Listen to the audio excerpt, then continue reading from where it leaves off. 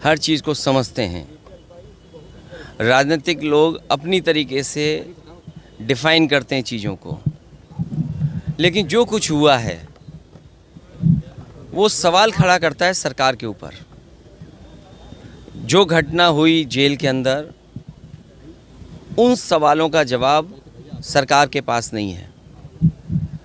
कोई आज बात मैं कह दूं, आप मेरे जितने भी भाषण हैं विधानसभा के या विधानसभा के बाहर, जब कभी भी प्रेस से बातचीत हुई है, उस दौरान मैंने ये कहा कि सबसे ज़्यादा भेदभाव, अन्याय इस सरकार में लोगों के ऊपर हो रहा है।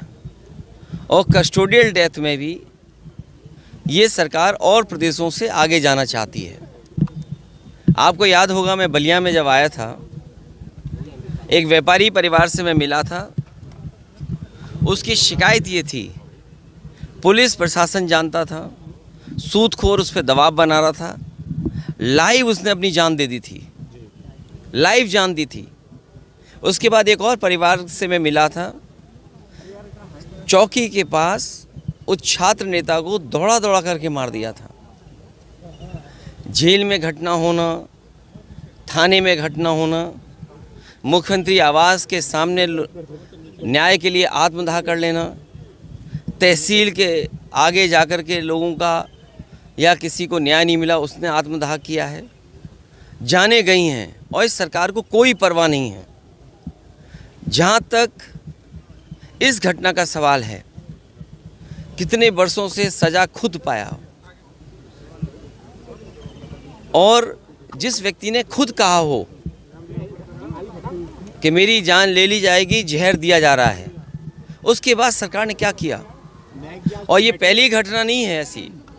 इससे पहले भी पूर्व में जिन जिन लोगों ने कहा कि मुझे खतरा है जान का, मुझे सुरक्षा दे, सरकार का पहला काम है नागरिक को सुरक्षा देने का। जो सरकार सुरक्षा नहीं दे सकती, न्याय नहीं दे सकती, वो सरकार जनता की नहीं हो सकती। और आप जानते हैं, आप भी तो एक पिलर हैं डेमोक्रेसी के, आप पे कितना दबाव है।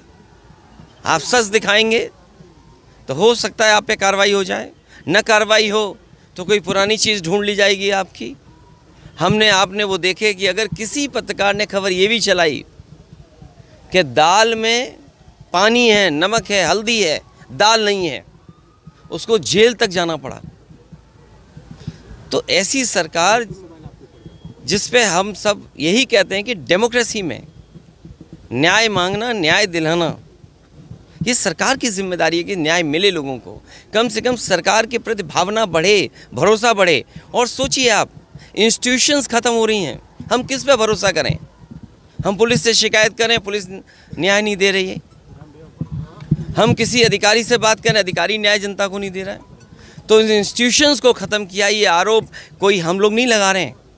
क्या आपने नहीं पढ़ा कि गवर्नर रहे जम्मू कश्मीर के, उन्होंने कहा ये आखिरी चुनाव डेमोक्रेसी का, अपने वोट से बचा लो।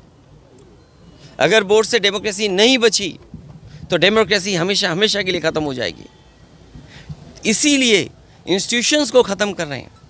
हम किस पे भरोसा करें। इस सरकार ने भरोसे को और सच्चाई